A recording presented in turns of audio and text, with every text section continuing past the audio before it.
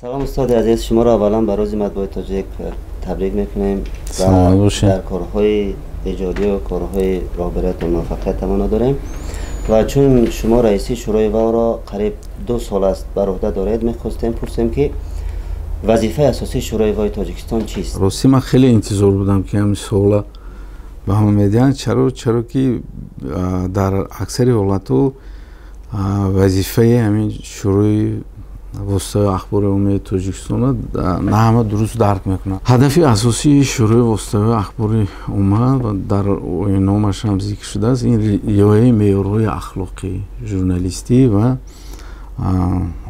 آزادی بیان. هدف هم همین بود که ما هنگام نوشتن مطلب ها همین رسالتی راهنمای خود رو فراموش نکنیم و از کوشش به خرج دهیم که چیزهای مطلبایی که ما می‌نویسیم ضد جامعه و اصلا ضد خودمون نباشه. مثلا همین رعایت معیارهای اخلاقی و اون خب بحث‌هایی که در دایره شروع برگزار می‌گردد، هدف اساسیش این است که قبل از مثلا بررسی دادگاهی و قبل از اینکه یگان مسئله در حال تشنج، یعنی در حال مرکب قرار نگیرد، این مسئله ها بررسی کرده شود. قبل از شورای وو تاجیکستان ما داشتیم اتفاق ژورنالیستی تاجیکستان. بله. و همون اتفاق هم تا اندازه همین رسالت هایی که امروز شورا دارد اینا را به اجرا میرسونید. چی ضرورت بود که شورای وو تاجیکستان تأسیس کرد؟ به هر حال فرقیت بین اتفاق ژورنالیستان و فعالیت شورای وسطای اخباری عمومی هست. این شروع ریاست دارد و تصمیم تنها رئیس قبول کردن نمیتواند بدون جمع شدن ریاست شروع، ریاست وسطای اخبار عمومی.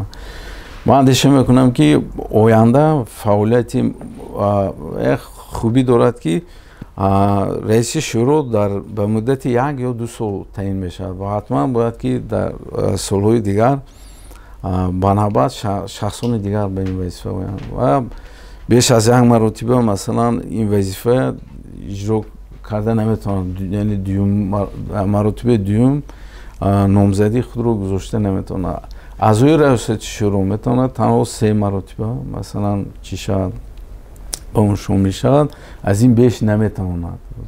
حاضر در آیین نامه شروع هم ما بعضی چیزها دیده استودیم، یعنی هر آینه این یک تشکیلاتی هست، یک سازمانی هست که از جانب خودی ژورنالیستان تأسیس داده شده است از پایان و اندیشه میکنم که امروز همین گونه یک شروع با نظرداشتی تحولاتی که در جامعه ژورنالیستی جهان به نظر میرسد بودنش ضرور است. استاد ببینید شروع هر 3 ماه یا 6 ماه مانیتورینگ میگذراند. بله. و چی نتیجه میتید برای تمام جامعه تا مفهوم نیست. ما نتیجه مانیتورینگ در جلسه های سالانه یا جلسه های نیم ساله آشکار میکنیم. میگوییم که کدام مثلا هفته‌نامه ها بیشتر مثلا یا که روزنامه ها یا که مثلا دیگر وسایل اخباری عمومی بیشتر با هم نقض همین معیارها راه دادن. این یک جریان آموزشی است که مثلا زینه به زینه باید تمام خوب روزنامه و هفته‌نامه و عموما وسایل اخباری عمومی رسانه ها باید مثلا زینه به زینه باید آموزن که ما چگونه همین معیارها رعایت کنیم و وقتی که این نشر میشه بحثی زیاد صورت میگیرد. متاسفانه تو به جنجال و کشمکش میرسد. متاسفانه جامعه ما امروز آماده نیست که همین چیز همچه یک چیزی طبیعی قبول کنند. میفهمید؟ مثلا اگر شما وزی درباره شروع سوال داده ایستاده، اگر من قهر کنم میگم که امروز شما من صحبت کردن نمیخوام یا که شما با مثلا نسبتی فعالیت شروع ایراد میگی، این چیزی طبیعی است. باید حتما این بحث ها باید باشد. همین بحث ها زمینه پیشروی است. ما کوشش میکنیم. ببینید یک نفر مثلا مورد تحقیر قرار میگیرد، او با ما مکتوب مینویسد. مثلا سال 2019 تنها 1 مکتوب وارد شده. سال 2020 تقریبا 8 مکتوب шикоятӣ аз ҷониби шаҳрвандон ворид шуд нисбати рӯзномаҳо ва журналистони алоҳида ки масалан ҳуқуқи онҳоро нақз карданд. мо дар шӯро ҳамин масъалаҳоро баррасӣ кардем, даъват кардем. хуб дар мавриди плагиат яъне асардуздӣ шикоятҳо шуд. мо ин масъалаҳоро баррасӣ кардем ва корро дар ҳамин сатҳ анҷом додем ки то додгоҳ кашида нашавад. яке узр пурсид, дигаре қабул кард масалан ва як чи ҳам навистанд, тавсия ҳам навистанд ки масалан ба ҳамин иштибоҳ роҳ дода шудааст. ин ҳадафи шӯро мо бояд дуруст дарк кунем. ин яъне ҳифзи журналистҳо ба он хотир ки масалан як фаъолияти инҳо то додгоҳ кашида нашавад ки баъд албатта муҷозот сангинтар мешавад ва ба фаъолияти ва халал мерасонад.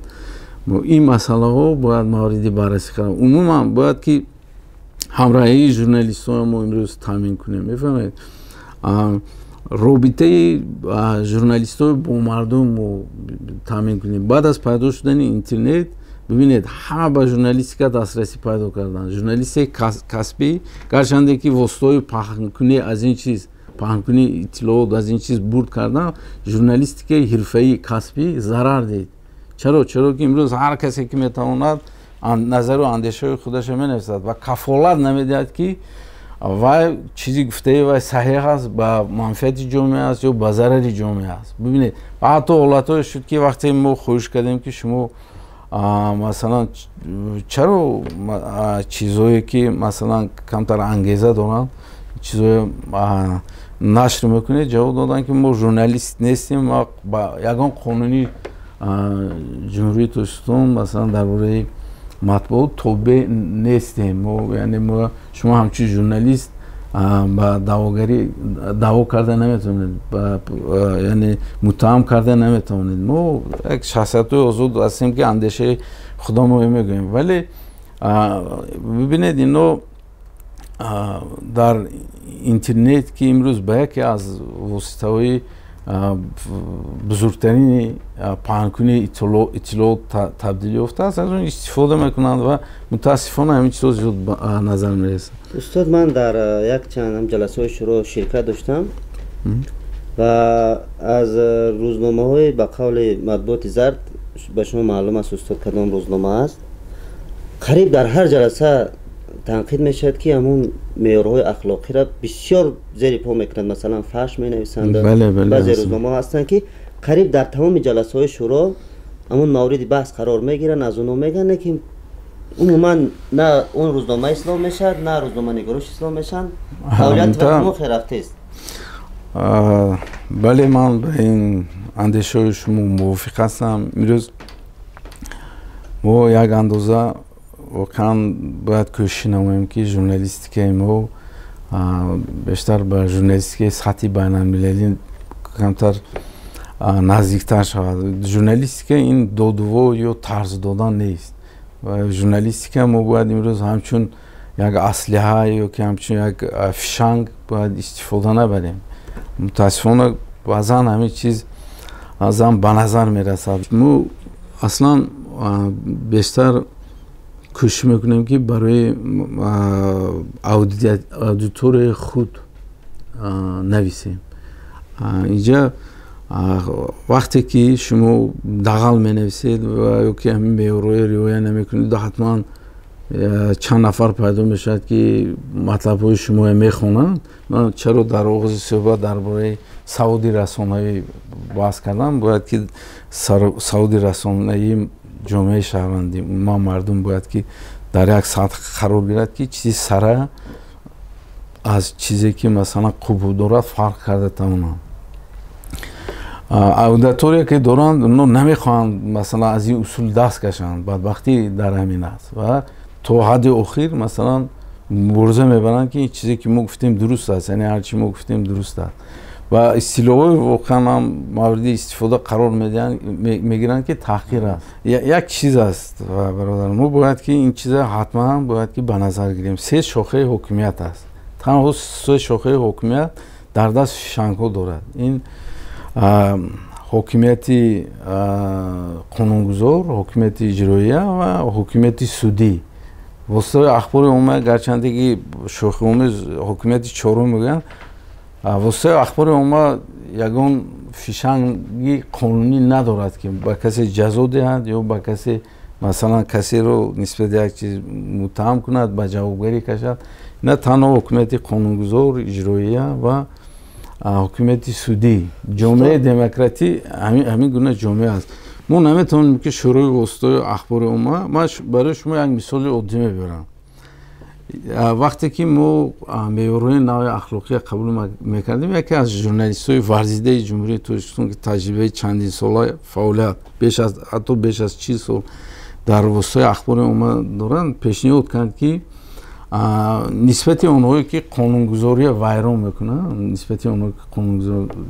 мекунанд, шӯро бояд ҳуқуқ дошта бошад ба вазорати фарҳанг муроҷиат кунад ки фаъолияти инҳо қатъ карда шавад. фаъолияти ҳамин гуна расонаҳо қатъ карда шавад. Инқадар шӯру мағал бархост ки хеле чӣ буд.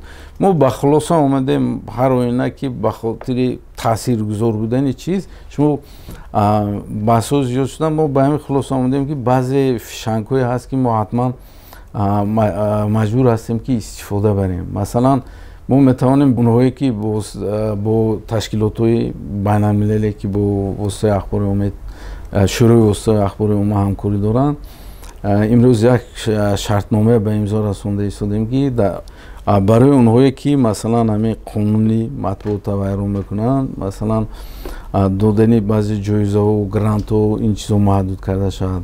Бо вазорати фарҳанг мо ҳамин гуна мехоҳем як шартнома ба имзо расонем ки ҳатман масалан тавсеяи шӯро ба инобат гирифта шавад.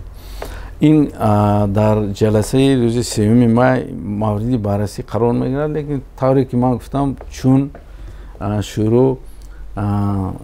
шӯро аст ва худи истилоҳи шӯро маъния дорад ки хуб ҳар тасмиме ки гирифта мешавад дар доираи ҷамъият гирифта мешавад, яъне ки як нафар ин қарорро қабул карда наметавонад, маслиҳати ҳамаи аъзоён ба назар гирифта мешавад. Хуб агар ин чиз қабул шуд, гумон мекунам ки бояд натиҷа диҳад. устод, ман як суол дигар дорам, намедонам ин барои журналистон қадар шояд писанд наояд.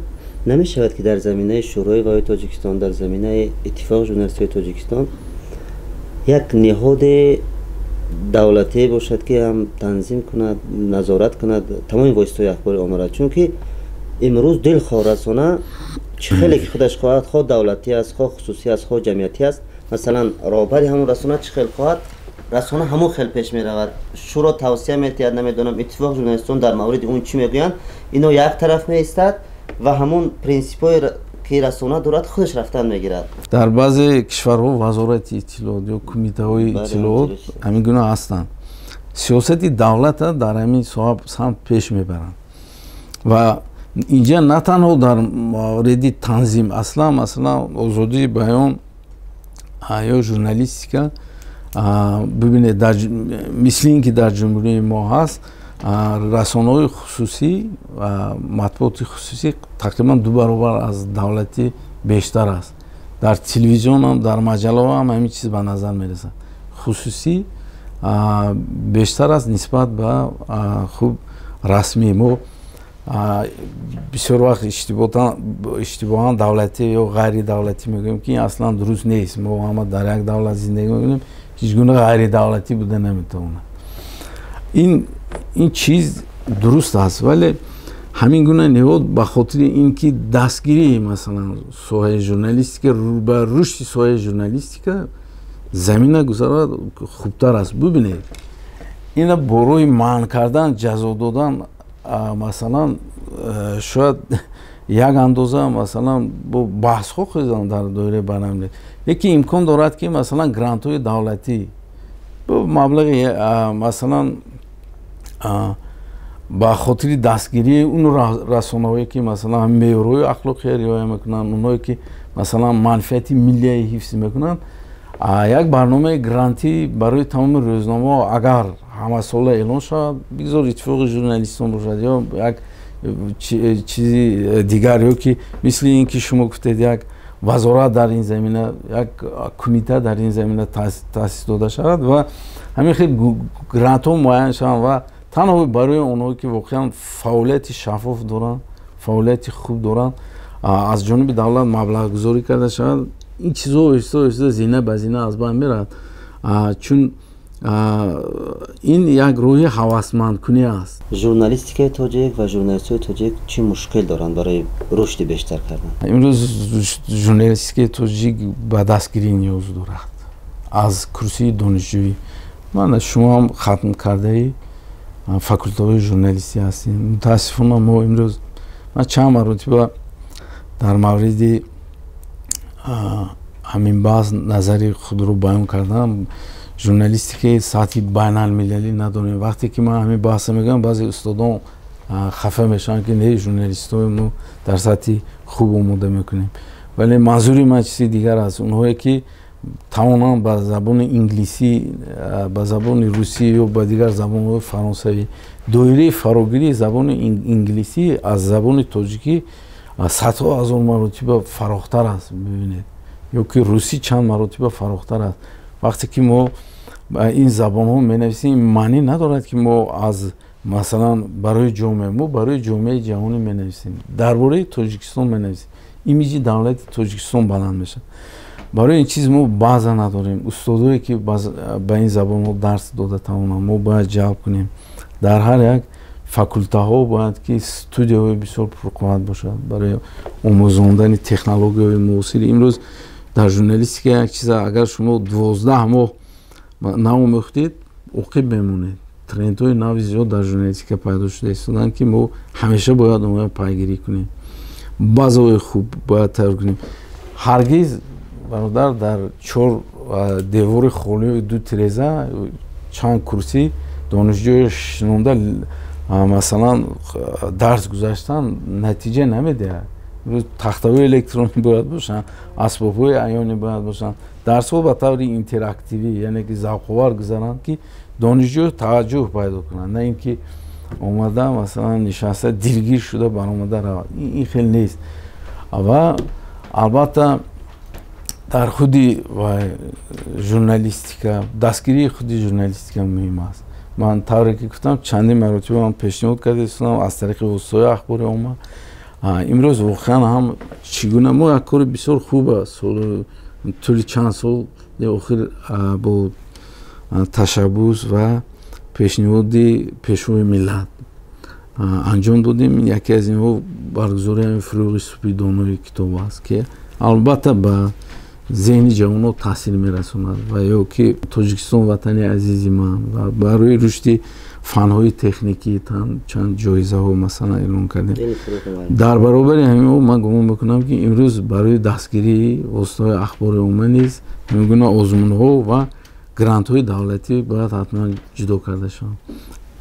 мо ин чиза бояд дар назар дошта бошем ки ҳозир хориҷиҳо вақте ки масалан грант медиҳанд, онҳо шартҳо ҳаст ки ин шартҳои бояд шумо риоя кунед. дар доираи ан нишондодҳо шумо маблаға сарф мекунед. давлат ҳам низ бояд ки аз ин роҳ кор гирад. ин ягон бадӣ надорад. яъне мавзӯи ватандӯстӣ аст, мавзӯи ҳимояи мисол арзишҳои миллӣ аст, чизи дигар аст. дар доираи ҳаминҳо масалан лоиҳаҳои грантӣ бояд эълон кунанд ва воситаҳои ахбори омма ҳаракат мекунанд ки ҳамун маблағҳоро дар доираи татбиқи ҳамун нишондодҳо сарф кунанд ки ҳам барои ҷомеа муфид аст, ҳам барои рушди журналистикаи тоҷик. ман дар назар дорам журналистикаи хусусӣ бештар бояд дастгирӣ карда шавад ва онҳо аз онҳо баъд шартҳое ки масалан давлат мегузорад риояи ин чизҳо ҳатман барои беҳтар шудани вазъи журналистика рафта мерасад. ва дигар аз масъалаҳои дигаре ки ҳаст, бояд ҳаққи қалам барои журналистон бисёр чизи муҳим аст зиёд карда шавад. чунки меҳнати навиштан, заҳмати чизи хуба навиштан хеле мураккаб аст, зиёд талаб мекунад. бибинед, ман як мисоли оддӣ барои шумо мебарам. аслан барои як навистани шумо ҳамчун журналист, барои як навистани як мақолаи худ бояд тақрибан 1 моҳ сарф кунед. омӯзед, равед, бинед, ҳама ин маблағ талаб мекунад. Агар шумо дар як моҳ як матлаб нашр кунед дар рӯзномаи худатон, рӯзнома ҳеҷ вақт ба ин чиз розӣ намешавад, саҳифаву холӣ мемонад. мо шумо маҷбур ҳастем ки ҳар ҳафта 2-3 матлаб нависем барои пур кардани рӯзнома. Сифати матлаб паст мешавад.